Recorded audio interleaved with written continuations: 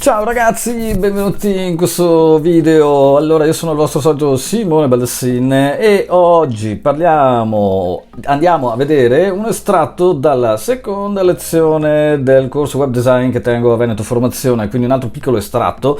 Vi ricordo che se volete poi approfondire l'argomento potete iscrivervi a uno dei nostri corsi in streaming da qualsiasi parte del pianeta, ovunque voi siate, o in aula nelle sedi di Treviso e Padova. In descrizione del video trovate come ricevere un coupon sconto di 200 euro sul costo dell'iscrizione al corso, e vi ricordo altresì di iscrivervi al canale per ricordarvi sempre di guardare tutti i miei video e aiutarmi a fare crescere questa community maledetta che è sempre piantata lì e cresce troppo lentamente. Dobbiamo farla diventare grande, così posso fare un sacco di altri 1000 milioni di video. Sigla!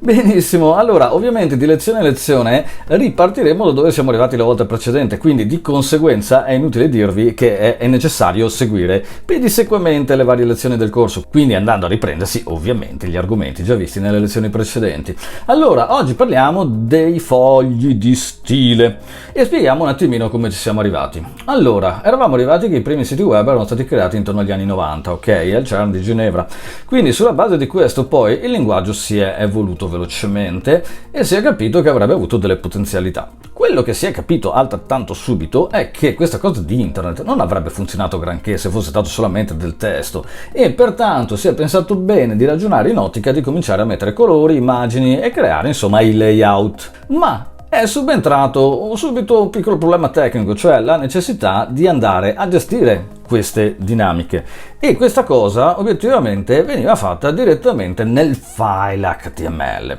Questo cosa vuol dire? Questo comporta che lo stile definito interno è in ogni singola pagina. È un po' come se scrivete in un Word e avete bisogno di andare a modificare su diverse pagine, su diversi file Word, tipo il colore di un titolo. Ve li dovete aprire uno per uno e modificarli manualmente, ok? Di per sé il presupposto che si viene a creare è esattamente lo stesso. Nascono pertanto i fogli di stile, cioè l'idea meravigliosa arriva con la prima versione di CSS nel 1996, con la seconda versione di CSS nel 1998, e a oggi stiamo lavorando con la versione di CSS number 3. CSS è un acronimo, vuol dire Cascading Style Sheet, foglio di stile a cascata. A cosa serve? Beh, sostanzialmente è semplice, provate a pensare al web odierno, no? Se io ho un sito con 1 milione di pagine, avrò 1 milione di pagine piene di contenuti, ma avrò un unico file che va a dire a tutti questi contenuti di che colore devono essere e dove devono stare, ok? Il concetto è questo. Quindi, se io ho 10 pagine ho un foglio di stile, se ho 100 pagine ho un foglio di stile, se ho 1 milione di pagine ho sempre un foglio di stile. Decisamente un po' più comodo. Ok, ma vediamo come si fa a creare un foglio di stile all'interno della nostra struttura, collegarlo alla nostra paginetta HTML, e quindi il concetto di fondo che dobbiamo ricordare è questo: nell'HTML ci vanno i contenuti e nel foglio di stile andiamo a dirgli di che colore sono e dove cacchio si devono posizionare. Torniamo subito su Atom. Avevamo creato una cartella l'altra volta, adesso c'è questa nuova cartella esercizio 2 con il file index.html nella root principale. Vado subito a crearmi una nuova cartella che chiamerò CSS, che apparirà qui, vedete? E dentro la cartella CSS andrò a creare new file, un foglio che chiamerò style.css, il mio appunto foglio di stile. Ok? Allora, sono due linguaggi differenti e sono entrambi linguaggi di markup, quindi linguaggi di formattazione. Nessuno di questi due è un linguaggio di programmazione. Per programmare il sito e renderlo dinamico, ovviamente dobbiamo usare altri linguaggi lato server, come ad esempio PHP. Allora, in questo momento quindi abbiamo un foglio di stile in una cartella CSS e abbiamo una index, una home page del nostro sito, qui nella root principale dell'esercizio. Pertanto li dobbiamo mettere in comunicazione. Lo facciamo subito. Dove vanno i collegamenti? I collegamenti vanno all'interno del marcatore head, come abbiamo già ribadito nella lezione precedente. Quindi di conseguenza all'interno della head scrivo link e, sfruttando emmet, il suggeritore di codice, e tab, vado ad inserire questa dicitura. Allora, ci dice link rel. Questo attributo ci permette di far capire qual è la tipologia di relazione che c'è tra il foglio che andiamo a collegare, la risorsa che andiamo a collegare alla nostra pagina HTML. Beh, altro non è che uno style sheet, è il suo foglio di stile. href invece è un marcatore che rivedremo più avanti, anche nelle prossime lezioni, nelle prossime puntate, che si occupa di creare i percorsi. Lo useremo per fare i link, ad esempio i collegamenti ipertestuali. Vuol dire Hypertext Reference e ovviamente qua dentro si aspetta di trovare un percorso relativo. Capiremo cosa sono i percorsi relativi e i percorsi assoluti in un altro episodio. Dove si trova la mia risorsa? La mia risorsa si trova dentro la cartella CSS e si chiama / indico che sto entrando in una cartella style.estensione CSS. Salvo Command S, Ctrl S se siete sul PC o File salva se siete ovviamente abituati a lavorare direttamente col menu principale. Quindi abbiamo anche imparato che il punto identifica sempre l'estensione del file, mentre lo / indica che stiamo entrando in una cartella. Allora, detto questo, ci sono 3 modi per andare a creare lo stile di una pagina web. Un tempo si utilizzava, e possiamo trovarlo anche obiettivamente a tutt'oggi in diverse situazioni, ok, quando è ritenuto utile, lo stile definito interno. Vuol dire che all'interno della head o in qualche punto del sito web vado a creare questo marcatore style e qui dentro scrivo lo stile. Quello che stiamo scrivendo è un commento CSS, perché ci troviamo all'interno di una dicitura dove scrivere codice CSS. Questo però ovviamente è limitante come quanto lo era a scriverlo una volta, ok, prima dell'avvento di CSS, perché di fatto se abbiamo questo stile scritto in tutti i fogli di lavoro HTML dobbiamo inevitabilmente cambiarli tutti a mano una volta che queste qua vengono a dover subire delle modifiche, ok, di per sé poi possono essere aggregati in maniera completamente diversa per migliorare le prestazioni, ma sicuramente non facendolo così, utilizzando altri sistemi e altre dinamiche. Ok, questa è una situazione plausibile. Il secondo modo è quello di andare a scrivere il codice definito in linea, inline, quindi direttamente sul marcatore. Per esempio, vi ricordate che il nostro bel body di default è bianco? Fantastico! Se io volessi andare a cambiare il colore del body, metterei uno spazio qui e inserirei questo attributo style uguale a aperto e chiuso doppio apice e poi comincerei a scrivere background-color, due punti, proprietà, poi ve le spiego meglio queste cose qua, e andrei a definire un colore esadecimale, che ne so, lo facciamo nero, anzi facciamolo dark mode, 161616, punto e virgola, stile in linea, salvo, torno di qua, ricarico e ho cambiato il colore del mio bel body inline, ok? E voi mi direte, sì Simo, ma anche questa soluzione comunque la fai sulla singola pagina. Assolutamente sì, però questa qui è molto comoda quando devo fare delle modifiche veloci magari su un titolo, un paragrafo o una qualsivoglia situazione che è specifica proprio di quella pagina, non una cosa che vado a fare nella totalità del sito. Quindi è una cosa anche sfruttata moltissimo da WordPress, che grazie alle body class ci permette di andare a modificare la singola pagina attraverso una cosa che si chiama id. Adesso tolgo anche lo stile in linea e andiamo a vedere invece quello che è il più classico dei metodi per utilizzare il foglio di stile, cioè lo scopo per cui il foglio di stile nasce, cioè avere uno stile esterno che dia le regole a tutti, ok?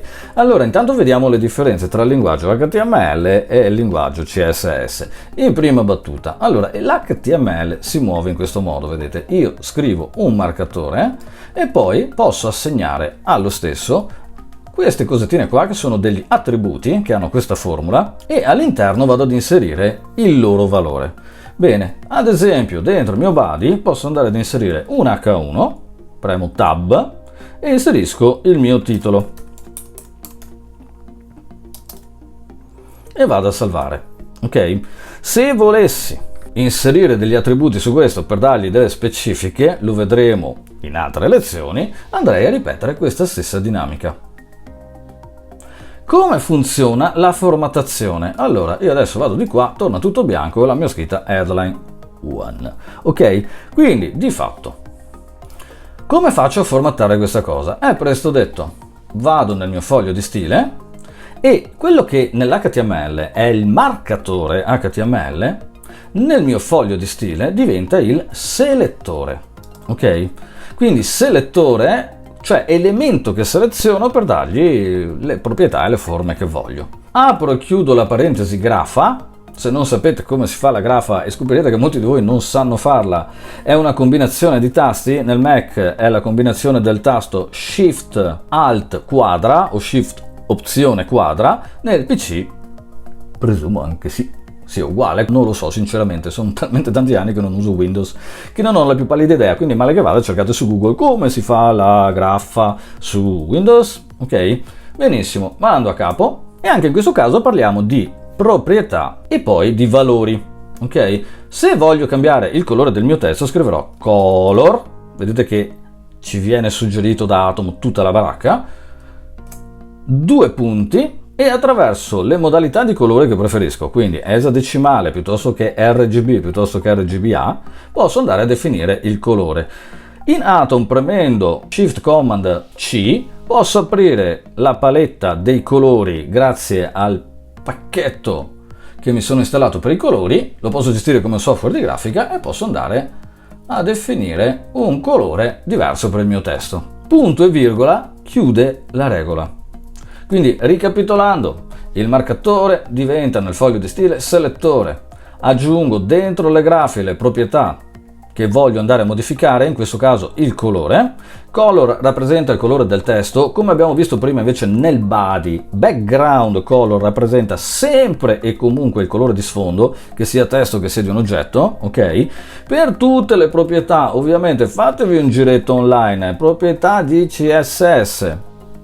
Le trovate tutte finché volete, senza necessità che siamo qua a vederle una per una, cosa che invece faccio nei corsi ovviamente online. Sono tante le proprietà, ma non così tante da non impararle molto velocemente, e poi anche guardando tutti gli altri miei video, insomma, potete tranquillamente vederne un sacco e capire come utilizzarle. Molte le useremo alla fine del corso, quando, come vi dicevo, prenderemo tutto quello che abbiamo fatto e lo metteremo in un'unica lezione e monteremo un sito web, ok, insieme. Un'altra proprietà che possiamo usare è font size, per andare a definire le dimensioni del testo. L'H1 ha una dimensione predefinita, andiamo a farlo un po' più grandino, diciamo guarda, sei grande 60 pixel, punto e virgola, salvo, vado a ricaricare la pagina e se il mio foglio di stile è collegato correttamente inizierà a rispondere a quelle che sono le dinamiche che gli ho messo sul piatto e che voglio che lui faccia, ok, esegua. Come faccio a modificare delle piccole occorrenze all'interno di un testo? Abbiamo visto strong, che posso richiamare nel foglio di stile scrivendo strong, abbiamo visto em, che posso richiamare nel foglio di stile scrivendo em, idem tutti gli altri marcatori di titoli e il p stesso possono essere richiamati allo stesso modo. Adesso vado ad inserire un paragrafo e metto un po' di lorem, e per lo stesso presupposto vi faccio vedere un nuovo marcatore. Questo marcatore mi serve a definire in linea delle modifiche al testo che sto valutando, senza che queste abbiano nessun impatto di nessuna tipologia dal punto di vista del posizionamento, dell'enfasi, eccetera, eccetera, eccetera. Questo marcatore si chiama span, e ripeto, è un marcatore in linea, lo useremo per fare un sacco di cazzatine, ok? Di per sé in questo caso io voglio solo cambiare il colore del testo, di quella parte di testo che ho inserito tra l'apertura e la chiusura di span. Vado nel foglio di stile, scrivo span e vado a dirgli che lì voglio un colore differente dal nero di default. Potrei anche dire prenditi questo qui che è così, con continuità con il titolo, andiamo avanti, salvo, ricarico la pagina, vedete la parte che ho inserito dentro span ha cambiato ovviamente colore come previsto. Bene ragazzi, allora questa è una introduzione ai fogli di stile che andremo a rivedere, quindi non vi preoccupate se non abbiamo visto tutte le regole possibili e immaginabili, tanto le vedremo man mano che facciamo gli altri esercizi, questo non è un problema. Allora, una cosa molto importante da ricordare è che il foglio di stile, a differenza invece del linguaggio HTML, non segue quella logica per cui il linguaggio viene valutato dal V3C strada facendo, a un certo punto si cambia lo standard e entrerà HTML6. Sostanzialmente CSS invece cresce man mano e il suo supporto, il supporto alle nuove regole, perché qualche regoletta di CSS4 già si vede a destra a manca, è semplicemente dipeso dai browser. Se abbiamo un browser vecchio, ok, quindi non aggiornato, Alcune regole di CSS 3 non verranno lette, ma verranno lette quelle di CSS 2 e CSS 1. Ad esempio, alcune cose come, che ne so, i CSS grid, che vedremo più avanti, alcune cazzatine di Flexbox o altre cose che rappresentano il fulcro di quello che è ovviamente lo stile del design di nuova generazione, di come facciamo i siti a oggi, potrebbero non avere supporto. Tipo, ragazzi, se mi utilizzate Explorer, Internet Explorer, di fondo abbiamo un problema, ok? Quindi è ora che magari aggiorniate il browser, ok? Quindi il supporto allo stile e alle regole moderne è sempre e comunque demandato al browser, ok?